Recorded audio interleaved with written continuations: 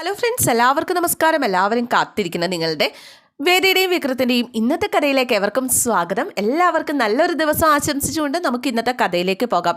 അങ്ങനെ വേദയാണ് കുറ്റക്കാരി, വേദയാണ് ഈ വീഡിയോ പുറത്തുവിട്ടത് എന്ന് എല്ലാവരും കുറ്റപ്പെടുത്തിയപ്പോൾ ഇത് ചെയ്തിട്ട് എനിക്കെന്താണ് കാര്യം എന്ന് വേദ ചോദിച്ചു കഴിഞ്ഞപ്പോഴേക്കും നന്ദിനിയുടെ ഭർത്താവായ വിനയൻ പറഞ്ഞു, അതെ, ഇത് ചെയ്തിട്ട് നിനക്കേ കാര്യമുള്ളൂ. നിന്നെ ബലമായിട്ട് അവൻ താലി കെട്ടിയെന്ന് നാട്ടുകാരെ അറിയിക്കണം, ഞങ്ങളെ നാണം കെടുത്തണം, അതിന് വേണ്ടിയിട്ട് നീ ചെയ്തതാണ് അല്ലേ നന്ദിനി? നന്ദിനി പറഞ്ഞു, എൻ്റെ വിനയേട്ടന് മാത്രമേ ബുദ്ധിയും ബോധമുള്ളൂ. ശരിയാ അമ്മേ, ദേ ഇവളും വിക്രവും തമ്മിലുള്ള വിവാഹം നമ്മൾ ആരും അംഗീകരിച്ചിട്ടില്ല എന്ന് ഇവൾ അറിയിക്കാൻ വേണ്ടിയിട്ടാണ് ഇവൾ ഈ വീഡിയോ പുറത്തു വിട്ടത്. ഈ വീട്ടിലെ മരുമകളാണ് എന്നും ഈ വീട്ടിലെ വിക്രമിൻ്റെ ഭാര്യയാണ് എന്നും ഇവൾക്ക് ഈ നാട്ടുകാരെ മൊത്തം ബോധ്യപ്പെടുത്തി ഇവൾക്ക് ഇവിടെ താമസിക്കണം.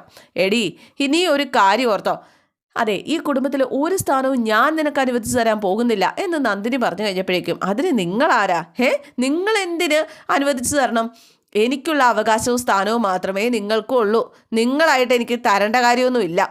എന്തായാലും ഇതൊക്കെ കേട്ടുകൊണ്ട് ശ്രീജ സന്തോഷത്തോടെ ഇങ്ങനെ നിൽക്കുക, മറുപടിയൊന്നും പറയാതെ കമലയും കയറിപ്പോയി. അതായത് നമ്മുടെ വേദ പറഞ്ഞതിനെ സപ്പോർട്ട് ചെയ്തുകൊണ്ട് എല്ലാവരും നിൽക്കുന്നു, ആരും ഒന്നും മിണ്ടുന്നില്ല എന്ന രീതിയിലായി പോയി നന്ദിനിക്ക്. ആരും എതിർത്ത് പറയാത്തപ്പോൾ നന്ദിനി ആകെ ദേഷ്യപ്പെട്ടു കേട്ടോ. എന്തായാലും നമ്മുടെ വേദയുടെ അച്ഛനും ആങ്ങളെയും കൂടിയിട്ട് രണ്ടും കൽപ്പിച്ചാണ് ഇറങ്ങി തിരിച്ചിരിക്കുന്നത്. ആ പോലീസുകാരനെ ശ്രീകാന്ത് വീട്ടിലെത്തിച്ചിട്ടുണ്ട് ജസ്റ്റിസിന് മുമ്പിൽ. ആ റൗഡി വിക്രമിൻ്റെ പേരിൽ ഇപ്പോൾ എന്തൊക്കെ കേസ് ചാർജിലുണ്ട്? അത് സാർ, ഇവിടുത്തെ കാര്യത്തിൽ വലിയ പരാതിയൊന്നും ഇല്ലാത്തതുകൊണ്ട് ആ കേസ് എടുക്കാനായിട്ട് സാധിച്ചിട്ടില്ല. വേറെ കേസൊന്നും ഇല്ലേ എന്ന് ചോദിച്ചു കഴിഞ്ഞപ്പോഴേക്കും 1-2 തല്ലുപിടി കേസുണ്ട്. അതിലേതെങ്കിലും ഒന്നിൽ തൂക്കിയെടുത്ത് അകത്തിട്ട് അവനെ കുറച്ച് നാൾ അകത്താക്കണം. പറഞ്ഞത് മനസ്സിലായോ?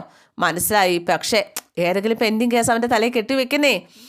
അപ്പോഴേക്കും വർഷം അങ്ങോട്ടേക്ക് വന്നിട്ട് പറഞ്ഞു, ഇനി അവൻ ജയിലിൽ നിന്ന് പുറത്തേക്ക് വരരുത്, നീ മിണ്ടാതിരിക്കുക, അച്ഛൻ സംസാരിക്കല്ലേ, നീ പോയേ എന്നും പറഞ്ഞിട്ട് ശ്രീകാന്ത് വർഷയെ പറഞ്ഞു വിട്ടു.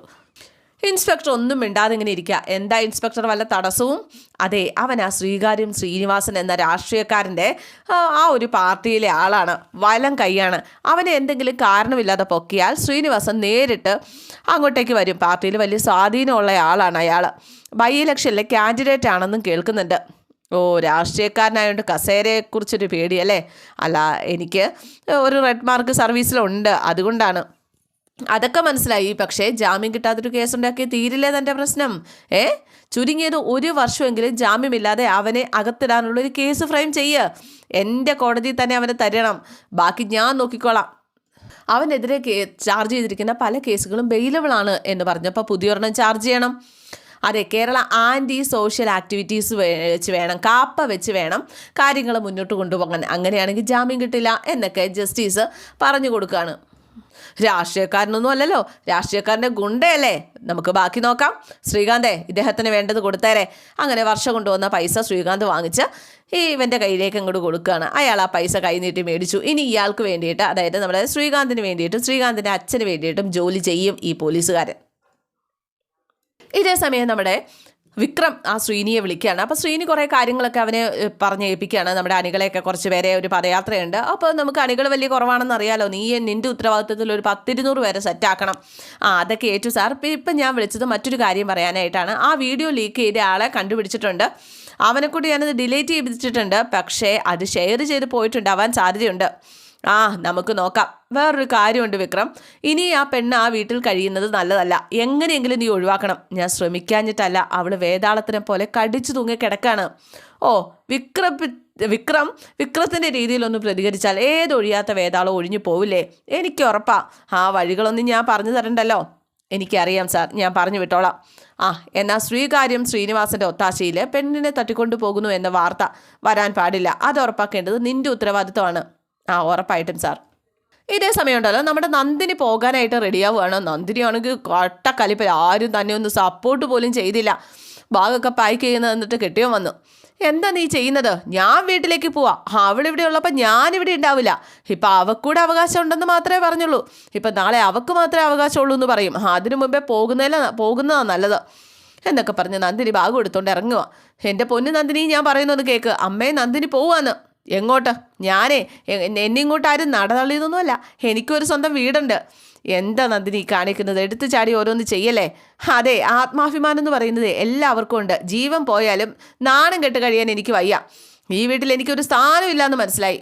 അപ്പോൾ ശ്രീജ പറഞ്ഞു, എൻ്റെ പൊന്നു നന്ദിനി, എന്തെങ്കിലും ഉണ്ടെങ്കിൽ നമുക്ക് പറഞ്ഞ് സംസാരിക്കാം. ആരോട് സംസാരിക്കാൻ? ഇവളോടോ? നമ്മുടെ വേദ ഒന്നും മിണ്ടാതെ ഇങ്ങനെ നിൽക്കുക കേട്ടോ. വേദ ഒന്നും മിണ്ടാതെ അവിടെ ഇരിക്കുക, നിൽക്കുകയല്ല ഇരിക്കുക എന്ന് തന്നെ പറയാം. അപ്പോഴേക്കും വിശ്വം പറഞ്ഞു, അതെ, നീയും ശ്രീജയൊക്കെ ഈ വീട്ടിലെ മരുമക്കളാണ്, നിങ്ങളുടെ അവകാശങ്ങളൊന്നും ആരും കൊണ്ടുപോകില്ല. അങ്ങനെയാണ് ഞാനും വിചാരിച്ചത്. പക്ഷേ ഇപ്പോൾ അത് മാറി.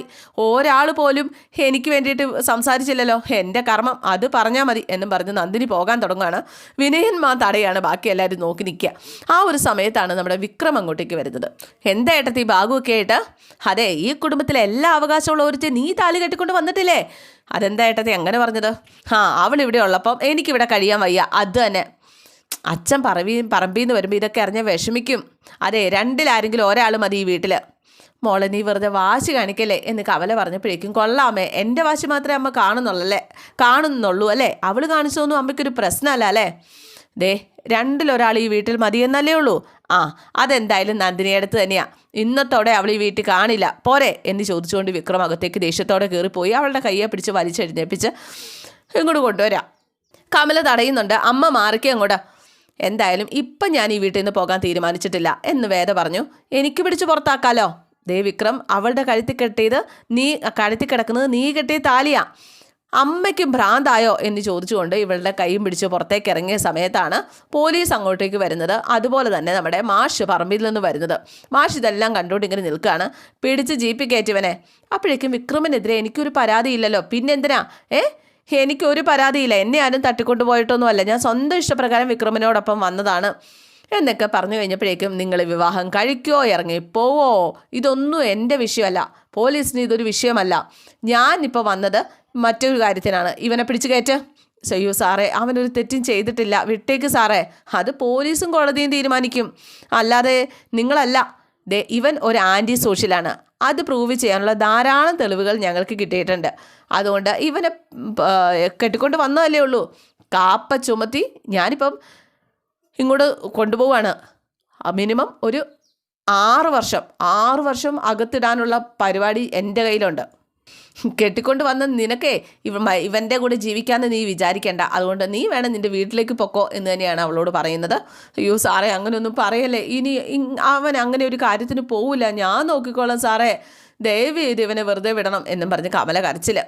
ഇത്രയും കാലം നന്നാക്കാൻ പറ്റാത്ത ഇവനെയോ? അപ്പോഴേക്കും ഇവള് ചോദിച്ചു, ഒരാളെ അറസ്റ്റ് ചെയ്യാൻ ഒരു പരാതി വേണമല്ലോ. വേദ ചോദിക്കും, ഒരാളെ അറസ്റ്റ് ചെയ്യാൻ ഒരു പരാതി വേണമല്ലോ. വിക്രമിനെതിരെ ആരാ പരാതിപ്പെട്ടത്? അതറിയാൻ എനിക്ക് അവകാശമുണ്ട്. അപ്പോഴേക്കും വിക്രം പറഞ്ഞു, പേര് ജസ്റ്റിസ് പണിക്കത്ത് ശങ്കരനാരായണൻ, നിൻ്റെ അച്ഛൻ. അതെ അല്ലേടോ സാബു സാറേ എന്ന് പോലീസുകാരനോട് ഇങ്ങനെ ചോദിച്ചു.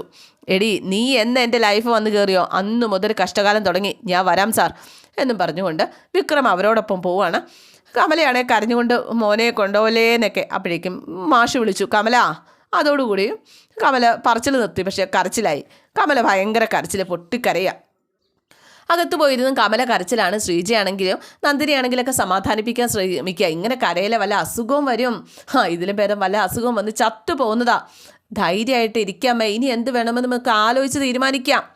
എന്തായാലും പോലീസ് വീട്ടിൽ വന്ന് അറസ്റ്റ് ചെയ്തുകൊണ്ട് പോയ സ്ഥിതിക്ക് കേസ് ചില്ലറയല്ല.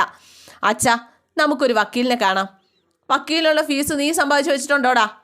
അതോ നിൻ്റെ കയ്യിലുണ്ടോടാ എന്നൊക്കെ മാഷ് ആ മക്കളോട് ഇങ്ങനെ ചോദിക്കാം. 1 മാസം കൂട്ടിമുട്ടിക്കാൻ പെടുന്ന പാടെ എനിക്കറിയാം. അപ്പോഴാ വക്കീലും കേസും. അതെ, നാടിൻ്റെ മോചനത്തിന് വേണ്ടിയിട്ട് വരുത്തി വെച്ചൊന്നും അല്ലല്ലോ. കൂലിത്തല്ലും ഗുണ്ടാ പണിയും കൊണ്ട് നടന്നാൽ ഇതൊക്കെയാവും വിധി. അവന് നമ്മുടെ മോനല്ലേ, അവനെ അങ്ങനെ ഉപേക്ഷിക്കാൻ പറ്റുമോ എന്ന് കമല ചോദിച്ചപ്പോൾ, എന്നാൽ ഞാൻ ഈ വീട് പണയം വെച്ച് കേസ് നടത്താം. അതെ, ഇതൊക്കെ മനസ്സിലാക്കിയതുകൊണ്ടാ ആ കുട്ടിയോട് തിരിച്ച് വീട്ടിലേക്ക് പോകാൻ പറഞ്ഞത്. അപ്പം നീയൊക്കെ കൂടിയല്ലേ വിളിച്ചകത്ത് കയറ്റിയത്? അതിൻ്റെ ഫലമാണ് ഇപ്പം അനുഭവിക്കുന്നത്. അപ്പം നമ്മുടെ മോൻ്റെ തെറ്റിന് എന്തിനാ ആ കുട്ടിയെ വഴക്ക് പറയുന്നത് എന്ന് കമല. ശരിയാ, തെറ്റുകാരൻ അവനാണല്ലോ, അപ്പം അവൻ തന്നെ അനുഭവിക്കട്ടെ. കുറച്ചു കാലം അകത്ത് കിടക്കുമ്പോൾ സ്വഭാവം നന്നാവും. അപ്പം നന്ദിനി പറഞ്ഞു, അതെ, വിക്രം അടിയുണ്ടാക്കിനും വഴക്കുണ്ടാക്കിനൊക്കെ നാട്ടുകാർ വന്ന് പറയുന്നതല്ലാതെ ഇന്നേ വരെ പോലീസ് അന്വേഷിച്ച് ഈ വീട്ടിൽ വന്നിട്ടുണ്ടോ? ഇല്ലല്ലോ അച്ഛാ. അപ്പോൾ അടിസ്ഥാന കാരണം എന്താണെന്ന് നമ്മൾ അന്വേഷിക്കണം. ഞാൻ പറയുമ്പോൾ ആരും കേൾക്കത്തില്ലല്ലോ. അപ്പോൾ ശ്രീജ പറഞ്ഞു, ഒന്നും മിണ്ടാതിരിക്കും നന്ദിനി, വായി തോന്നിയത് വിളിച്ച് പറയല്ലേ.